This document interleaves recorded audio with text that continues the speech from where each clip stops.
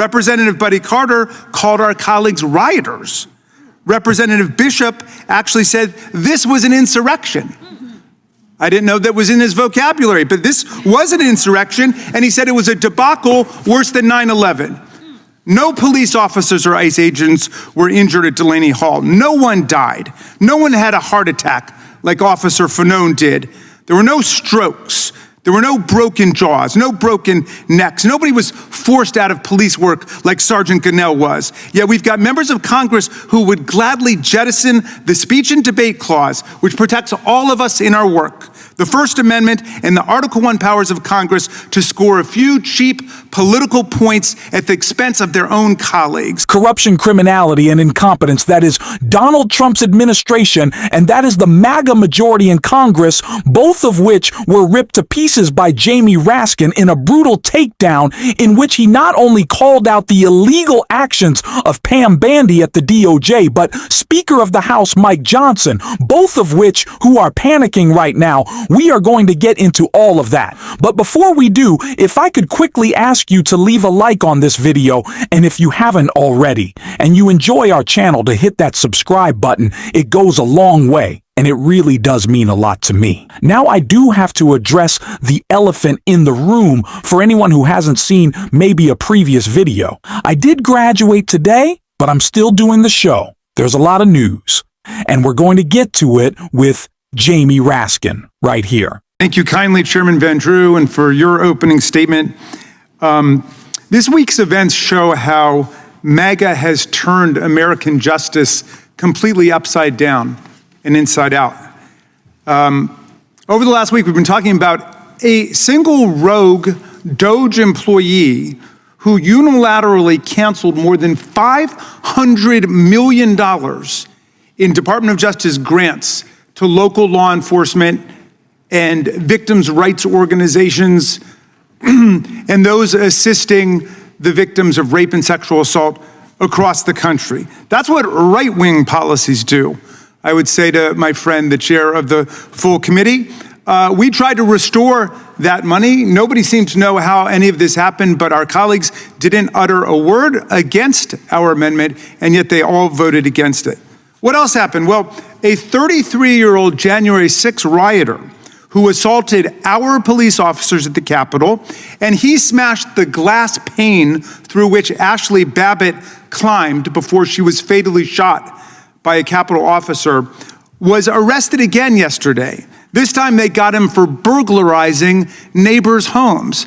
This was a guy who was pardoned by President Trump, now robbing houses in Virginia. This Zachary Alam was serving an 8-year sentence after a jury convicted him of 7 criminal felonies and 3 misdemeanors when President Trump granted him clemency as part of the mass pardon of 1,600 insurrectionists and rioters for the thousands of crimes committed on that day. At sentencing, U.S. District Court Judge Friedrich described the testimony of police who recalled Alam as, quote, by far the loudest, most combative, and most violent of the January 6 rioters who attacked the police in the part of the Capitol that these officers were defending. And yesterday, the Trump Department of Justice agreed to pay nearly $5 million to the family of Ashley Babbitt, the rioter who tried to storm the House Speaker's lobby on January 6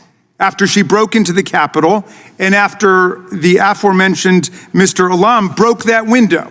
The Department of Justice originally took the position that her wrongful death lawsuit brought by her family was wholly without merit, no basis, and that Babbitt's civil rights had never been violated by the police, and that the police officer acted reasonably in defense of members of Congress and in defense of Vice President Pence.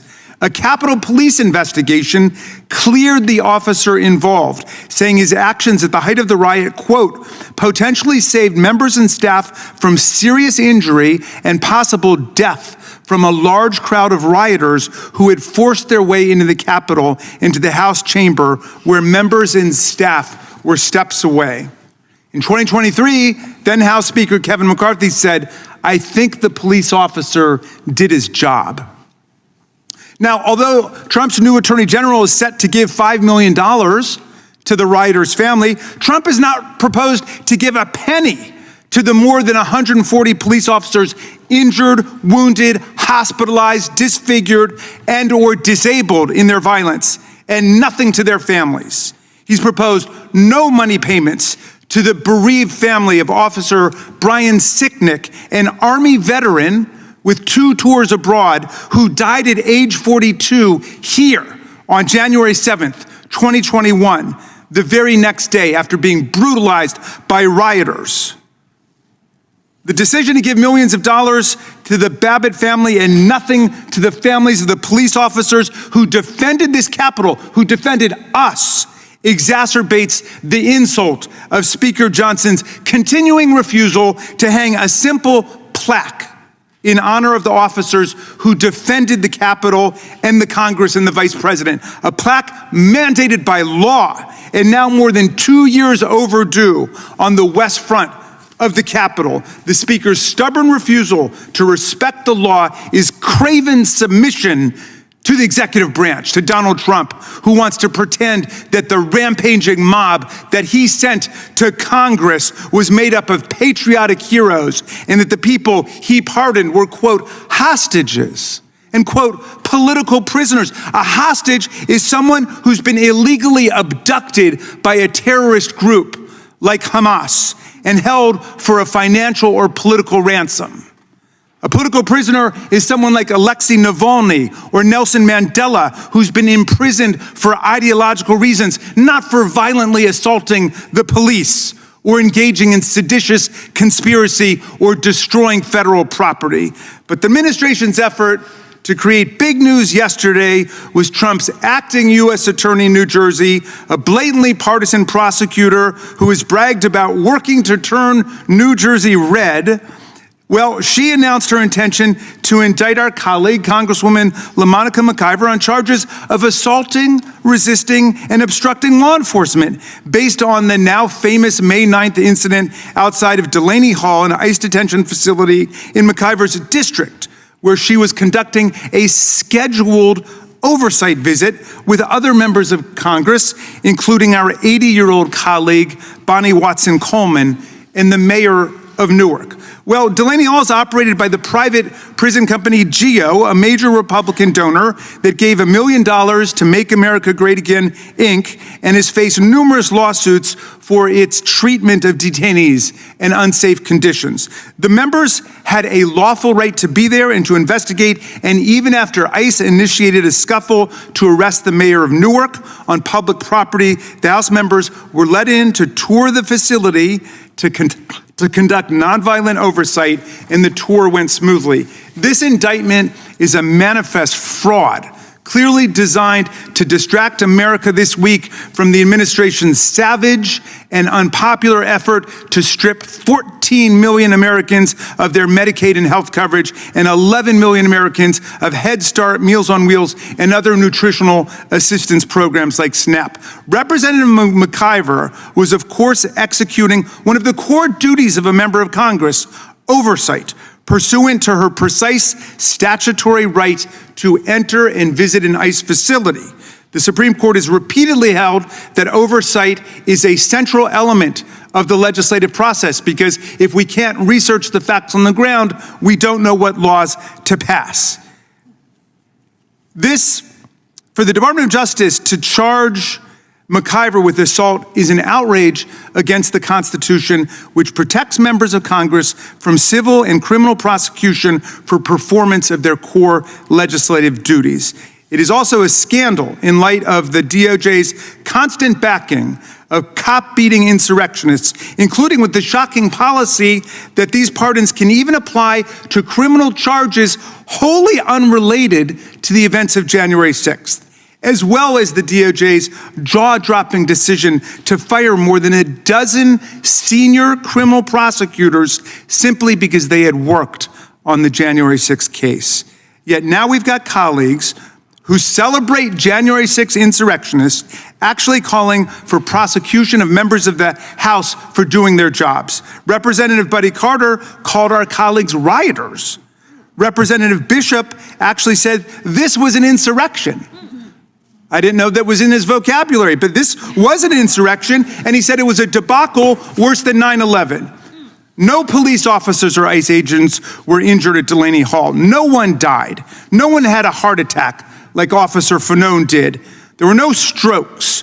There were no broken jaws, no broken necks. Nobody was forced out of police work like Sergeant Gonell was. Yet we've got members of Congress who would gladly jettison the speech and debate clause, which protects all of us in our work, the First Amendment and the Article I powers of Congress, to score a few cheap political points at the expense of their own colleagues. In Trump world, violent insurrectionists and cop-beating extremists are heroes. They're martyrs. They're patriots. Members of Congress performing oversight functions are criminals and insurrectionists. And veteran criminal prosecutors of January 6 felons are fired, so Donald Trump can continue to pander to his private militia of pardoned rioters and insurrectionists, and a reserve army of extremists who've proven themselves willing to stand back and stand by. Let me show you what a real assault on police officers looks like. If you'd roll the tape.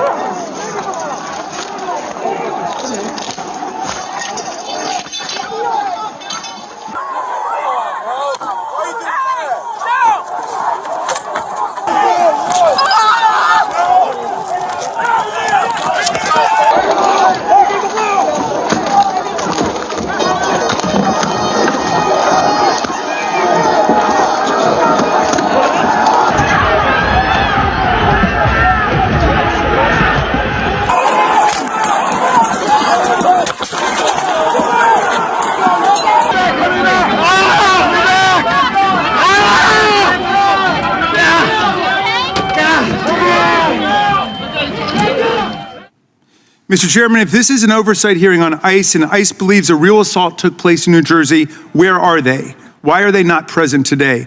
The star of the show is absent, and that, my friends, is no oversight. I yield. Jamie Raskin is the best at this. He is the ultimate leader in calling out, in messaging, in driving home the unapologetic call out of MAGA.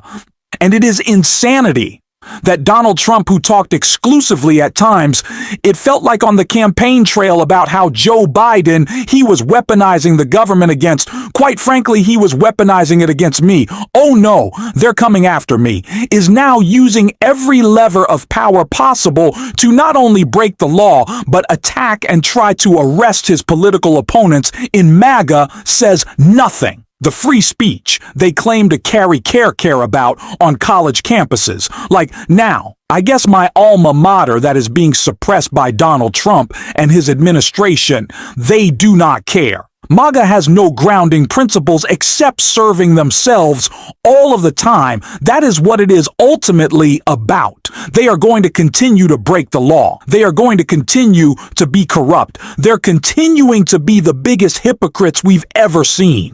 At this level of government should come as no surprise. Jamie Raskin is right.